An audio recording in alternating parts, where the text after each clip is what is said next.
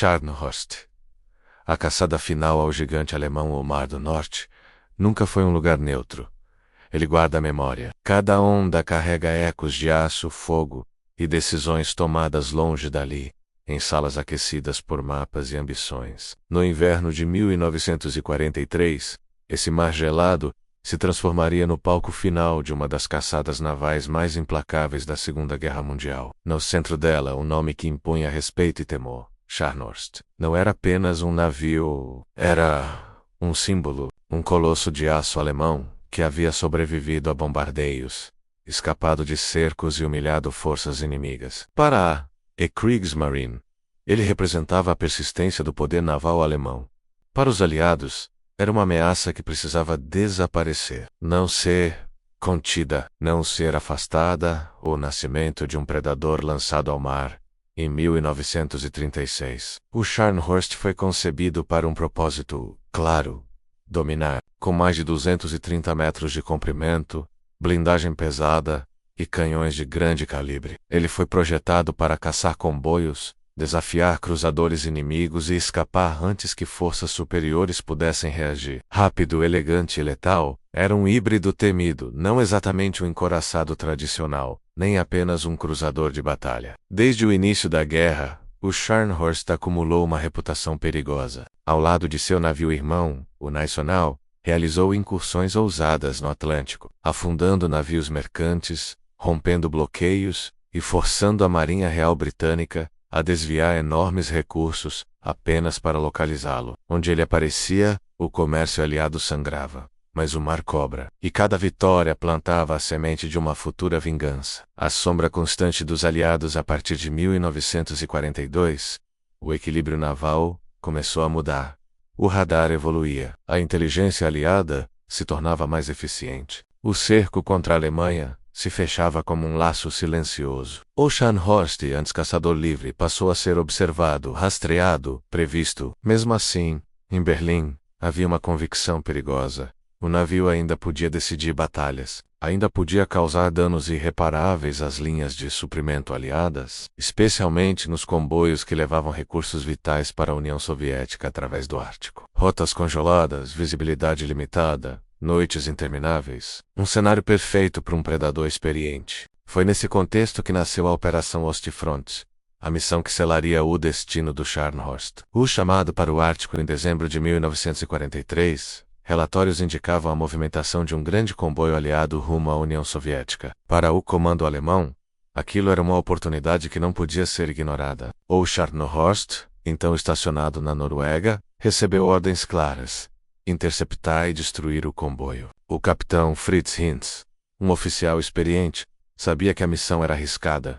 O inverno ártico não perdoava erros. A escuridão constante, as tempestades de neve e o frio extremo dificultavam navegação, comunicação e combate. Mas a ordem estava dada. Na madrugada de 26 de dezembro de 1943, o Scharnhorst deixou seu porto. O gigante avançou pelo mar gelado, seus motores cortando águas negras como lâminas. A bordo, mais de 1.900 homens, muitos deles jamais retornariam. O que eles não sabiam era que não estavam caçando, estavam sendo caçados. A armadilha invisível, a Marinha Real Britânica, havia aprendido com os erros do passado. Em vez de reagir, agora antecipava. Informações de inteligência indicavam a saída do Scharnhorst. O almirante Bruce Fraser, comandante da frota britânica na região, montou uma armadilha meticulosa. Cruzadores rápidos foram posicionados como isca. Mais atrás, fora do alcance imediato, aguardava o encoraçado HMS Duke of York, acompanhado por destroyers armados com torpedos. O plano era simples em conceito, brutal na execução: atrair o Scharnhorst, desgastá-lo, e então esmagá-lo com força superior. O mar parecia vazio, mas cada milha navegada aproximava o navio alemão de seu destino. Primeiro contato ainda na manhã do dia 26, o Scharnhorst detectou sinais de presença inimiga. Pouco depois já, cruzadores britânicos surgiram no horizonte. O combate começou de forma abrupta. Tiros rasgaram o silêncio ártico.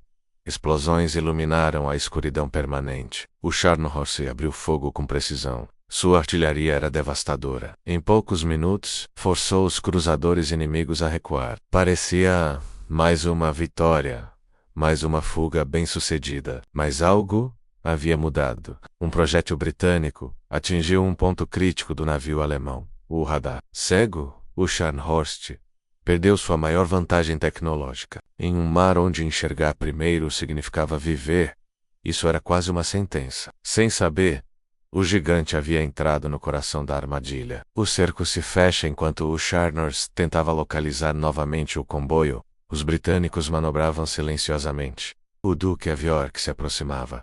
A distância diminuía. O frio tornava cada decisão mais lenta, cada erro mais fatal. No fim da tarde, o contato foi retomado. Desta vez, não havia fuga fácil. O encouraçado britânico abriu fogo. Canhões de 356 milímetros lançaram projéteis que rasgavam o céu, como meteoros de aço. O Scharnhorst respondeu, mas agora lutava em desvantagem. Impactos sucessivos começaram a comprometer sistemas vitais. Velocidade reduzida, comunicações danificadas, incêndios a bordo. Mesmo assim, o navio alemão continuava avançando, recusando-se a morrer. A noite eterna no Ártico, o inverno elimina a distinção entre dia e noite.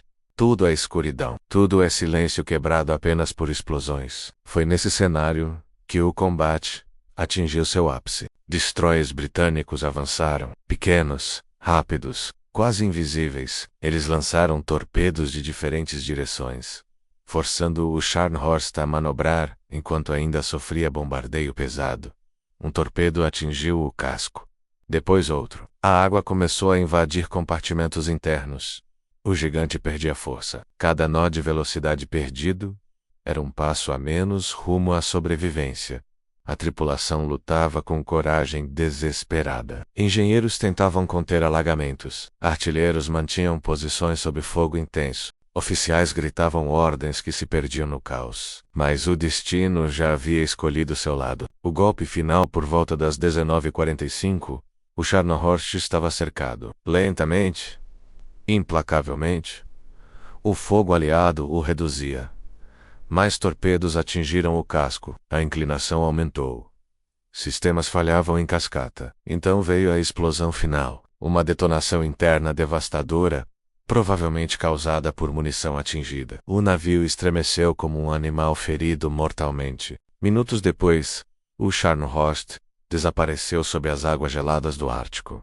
De quase 2.000 homens, apenas 36 sobreviveram. O silêncio após o aço. O mar se fechou sobre os destroços. Nenhuma cerimônia, nenhuma despedida. Apenas o silêncio. Para a Alemanha, a perda foi um golpe psicológico profundo. O último grande navio de superfície capaz de ameaçar seriamente os comboios aliados havia desaparecido. Para os aliados, foi mais do que uma vitória tática. Foi a confirmação de que o controle dos mares havia mudado de mãos. O Atlântico Norte já não pertencia aos predadores solitários. Pertencia à coordenação, à inteligência, à superioridade estratégica. O Scharnhorst, que um dia simbolizou a ousadia naval alemã, agora repousava no fundo do oceano, envolto por escuridão eterna. O legado do Scharnhorst. A história não se lembra apenas dos vencedores. Ela guarda com cuidado os símbolos. O Scharnhorst foi um deles. Um navio que desafiou impérios, espalhou medo e forçou seus inimigos a evoluírem.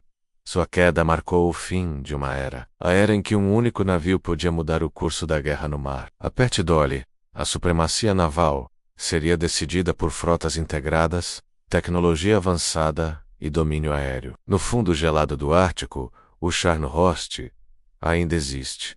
Não como ameaça, mas como testemunha silenciosa de uma verdade imutável da guerra. Nenhum gigante é invencível. E toda cacada, cedo ou tarde, encontra seu fim.